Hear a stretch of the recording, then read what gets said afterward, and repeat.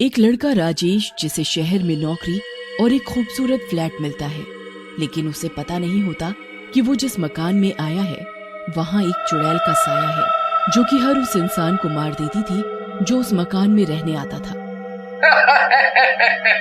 क्या फ्लैट है यार, अपनी कंपनी भी ठीक है बॉस, क्या फ्लैट दिया है, अब तो अपनी लाइफ सेट है भाई।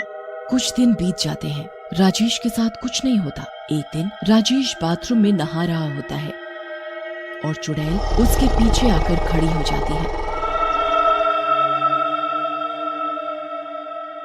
ठंडे ठंडे पानी से नहाना चाहिए, ओ ठंडे ठंडे पानी से नहाना चाहिए। गाना आए या ना आए, गाना चाहिए।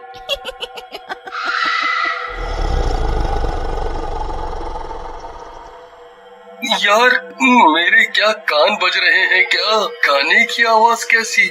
उसके बाद चुड़ैल वहाँ से गायब हो जाती है। उसी रात जब राजेश सो रहा होता है तभी चुड़ैल आती है और अदृश्य रूप में ही राजेश के पैर खींचकर उसे बेड से नीचे गिरा देती है। राजेश डर कर नींद से जाग जाता है, लेकिन अपनी पूरी हिम्मत बांधकर जोर से बोलता है, कौन है, कौन है, किसने मेरे पैर खींचे, सामने आओ, मैं कई दिनों से देख रहा हूँ तुमको। ये सुनते ही चुड़ैल राजेश के सामने आ जाती है। ये मैं हूँ राजेश, मेरा नाम निशा है और तुम्हारे साथ हुई इस फ्लैट में सारी समस्याओं की मैं ही जिम्मेदार हूँ। पर लेकिन चुड़ैल जी, मेरे साथ ही ऐसा क्यों, मैंने कौन सा आपका कुछ बिगाड़ा है, मैं तो एक शरीफ लड़का हूँ। शायद इसीलिए तुम अभी तक जिंदा भी हो।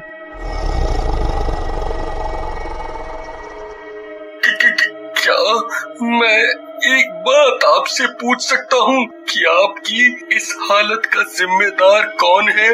हाँ बिल्कुल, क्योंकि तुम एक अच्छे लड़के हो। मैं तुम्हें अपनी सारी पुरानी बात बताऊंगी। मेरा नाम निशा है और मैं जब जिंदा थी तो बहुत ही खूबसूरत और अमीर हुआ करती थी, लेकिन मैं राज नाम के एक दूसरे लड़के से प्यार करती थी, लेकिन मुझे नहीं पता था कि उसके क्या इरादे हैं।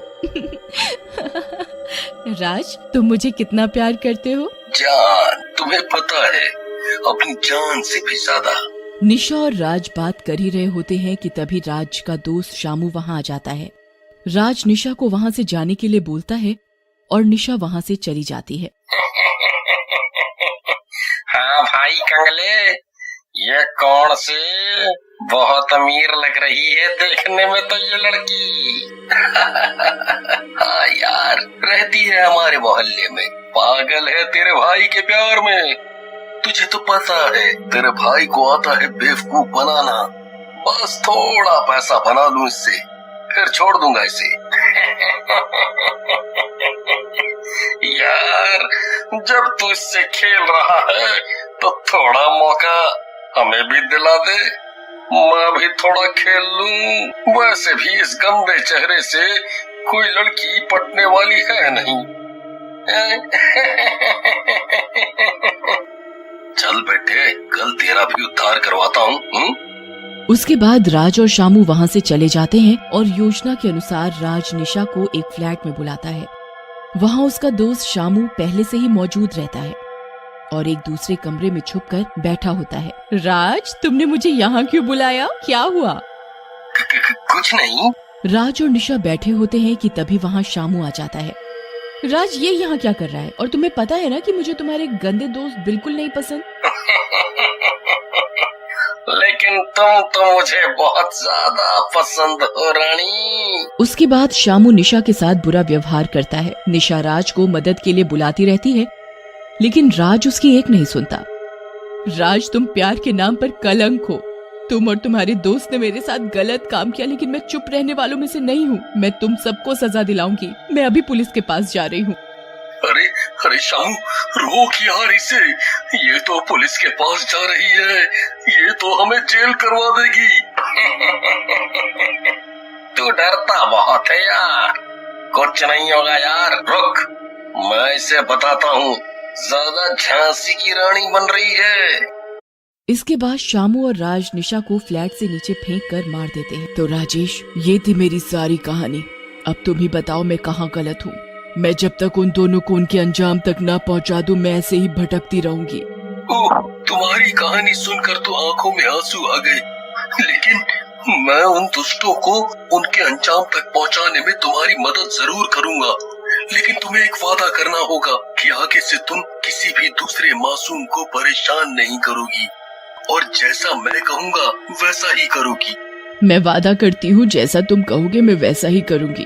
उसके बाद चुड़ैल राजेश की योजना के अनुसार सुंदर लड़की का रूप बना लेती है और राजेश के साथ वापस अपने मोहल्ले में जाती है।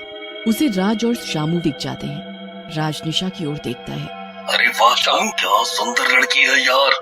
ये तो उस निशा से भी सुंदर और अमीर लगती है यार। लेकिन ये लंगूर इसके साथ कौन है? अबे होगा यार उसका पति या दोस्त, तुझे क्या? अगले दिन शामू अकेले खड़ा होता है। तभी वो सुंदर लड़की उसके पास जाती है।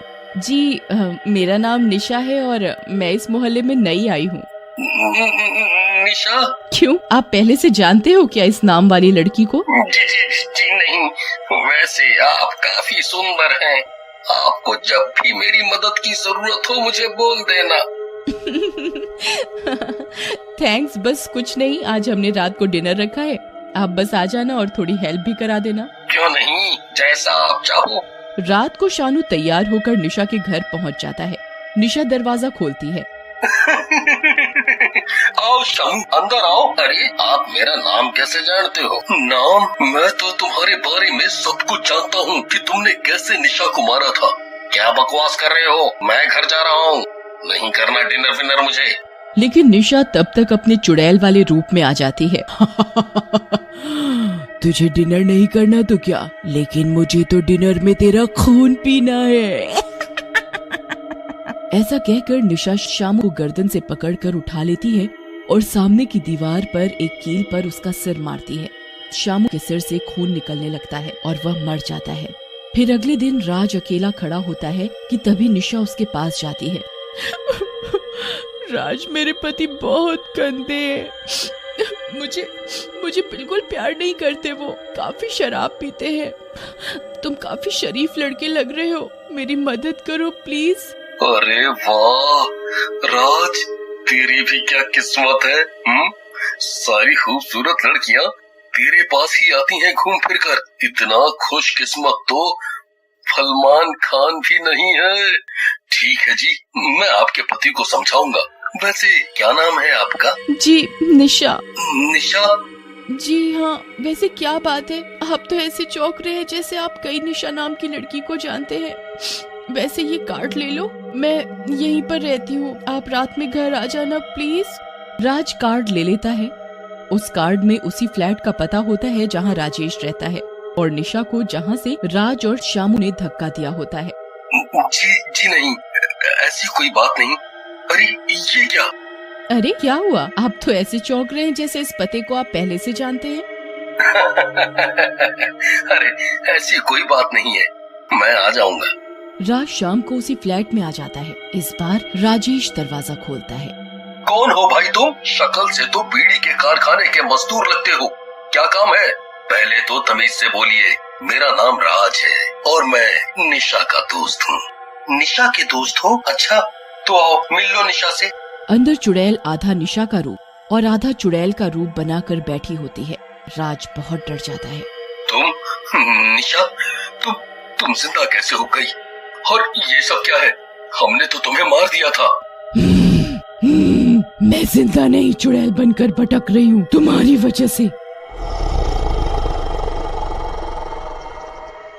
ऐसा कहकर चुड़ैल राज को खिड़की से नीचे फेंक देती है और चुड़ैल रूप से अपने नॉर्मल और सुंदर रूप में वापस आ जाती है। थैंक्स राजेश, आज तुम्हारी वजह से मेरा बदला पूरा हुआ। थैंक्स करने की कोई जरूरत नहीं है निशा, तुमने बहुत अच्छा काम किया जो इन दुष्टों को इनके अंजाम तक पहुंचा दिया। वैसे एक बात बताऊं, शायद मुझे भी तुमसे प्यार हो गया। हाँ मुझे भी, पर अब कोई फायदा नहीं, मुझे जाना होगा। तुम अपना ध्यान रखना। इसके बाद निशा हंसते हुए वहाँ से गायब हो जाती है।